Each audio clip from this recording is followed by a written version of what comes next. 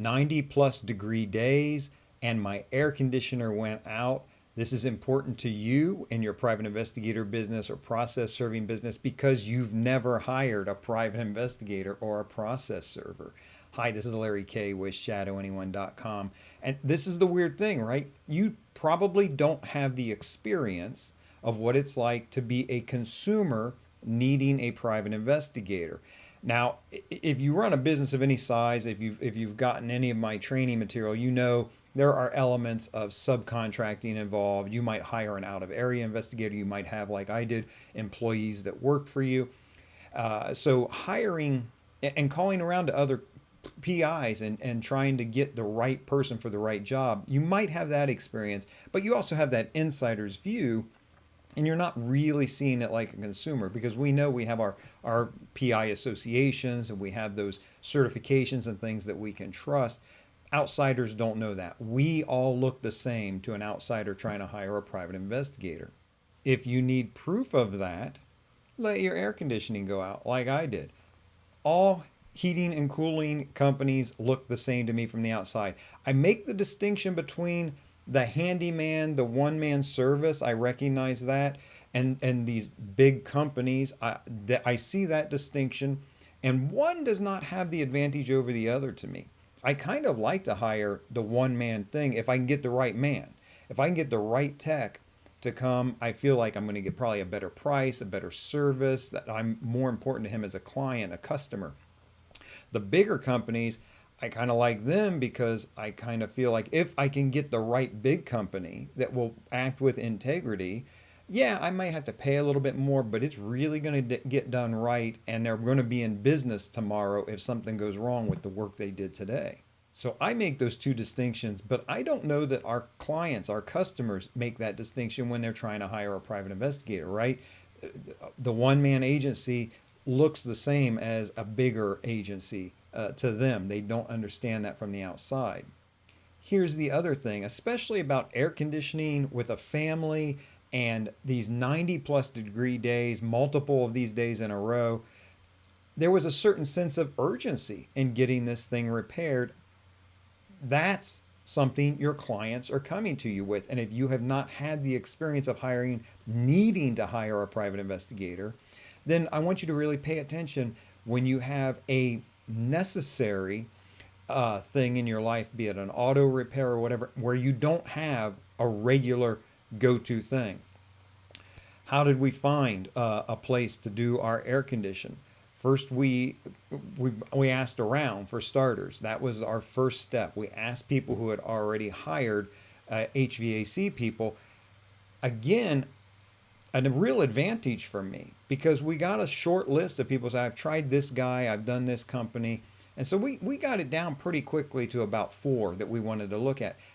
Here's the weird thing, private investigator, this is actually a tremendous advantage to you, even if you think, well, nobody's going to recommend me, nobody knows about me, because nobody who hires a private investigator, nobody who needs to hire a private investigator is asking their friends if they've ever hired a PI or needed one.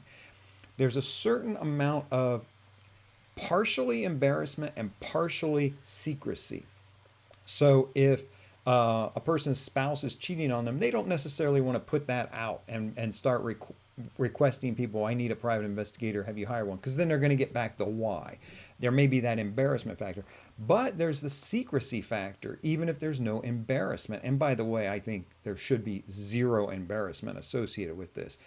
A lot of people who hire private investigators default that they're into that victim category, and I never believe in blaming the victim. You can never blame the victim. But they still are not going to ask around for a referral. This is an advantage to you because the marketing that you put out there, what your website looks like, your blog post, your videos, if you do that, your whatever social media, if you're answering people's questions and being helpful to them, they're going to find you as they try to seek the answer to their question, and they're going to choose you at least to reach out to you. So here's the next thing that happened to me in my kind of urgent search to get the air conditioner repaired. I started to call down that list, and I kid you not, 2 of them, the numbers didn't work anymore. Just the number's not working at this time, try later, and I did, and it's still, then a voicemail wasn't set up. Okay, if you went out of business, that's okay. I get that. If you are running your business off a phone that doesn't take messages, that's a real problem. I have shared this a million times over. You you want to steal business from the big PI companies, the trick is you answer your phone. So I had the experience of calling around and people not answering their phones. I had a third one of the people, the third person I called, answered, but the connection was bad, and they were just almost a little terse with me, almost like it was my fault that they couldn't hear me well. Okay, I get that. The fourth place I called, that ended up being immediate. They picked up, and honestly, not immediately. It kind of went through a little bit of it's ringing, and then we're processing your call, and I'm like, okay, I get this. It sounded professional to me, and I got to the person who was friendly, who was nice, and Bob. Hi, this is Bob, and he asked me just the right questions, took good care of me on this. I had to call back later for another thing after I had set up the appointment. I got a different person, Susie, super nice. Kind of made me wonder if they were using an answering service. To be honest with you, that's a legitimate way to go if you're getting a ton of calls or you can't always take your calls. However, um, they were so good and so professional. I really kind of believe they work for that company. They knew too specifically and too well. So again, how you answering your phone and how you answer your phone will get you more business. Number three, I had specific questions for them, which they answered for me in a short, understandable way. This was not a problem. There was none of this. Well, we do have our gold members club, and for $30 a month, you can. No, they weren't trying to upsell me from the beginning. Upsells may come later, and they did at the end. Worthwhile. I have no problems with upsells, especially if it's to the customer's advantage. But they answered my questions. Answering the questions is very important. I teach this in my book, How to Make Money as a Private Investigator, and I talk about it just the script is there. How you turn a price shopper into a buyer, especially on surveillances. Finally, they were able to come out that same day and fix my air condition. Not that was not huge to me. I could have gone to the next day, no problem. We were coming in, I knew the evening would cool things down. But as a private investigator, the point is, here I can tell you just from vast experience, 9 years of doing this, owning my own agency, that people really have specific times, people who call you off the street, that they want work done, or especially surveillance. They'll say she's going out of town this weekend. She says she's going to her mom's, but I want her followed just to make sure. That's a this weekend thing. And where the HVAC company was able to take care of me on a timeline that I felt was completely appropriate, your clients really are going to need you to work around their desire and need for investigations the same way. None of this is rocket science. None of this is rocket science, really. I just had the very wonderful, unique experience of having to make an urgent purchase from a company that I had no idea who I was going to choose.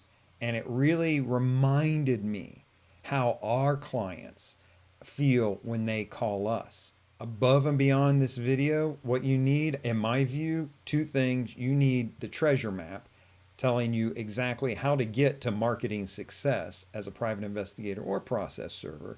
And two, you need the tools that once you arrive where the treasure is, you can dig up the treasure. Both of those things I have over at ShadowAnyone.com. The first is How to Make Money as a Private Investigator. That's my book.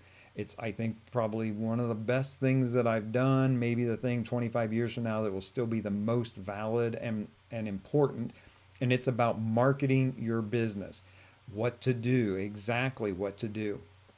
Then, when you're ready to do that, say, for example, social media posts, then the Smarter Selling for Private Investigators, my kind of online course, I call it the Missing Manual. It's really an online course. There's a lot of written part to it. But that Missing Manual will give you the tools how to make headlines that catch people's attention. If you look back at some of my past videos, when you really look at the successful ones, they have a handful of elements that all play in, but you'll find where, I mean, I use this stuff myself right out of my headline swipe file in the missing manual. I use that to create headlines for my video posts. For example, and I gotta find it here, I had a recent video that has been just wildly successful. It is "You've Seen the Madness" is the beginning of the video title, and it's about U.S. Marshals skip tracing. I think it says something like, "You've seen the madness, but did you notice why?" U.S. Marshals skip tracing chaos.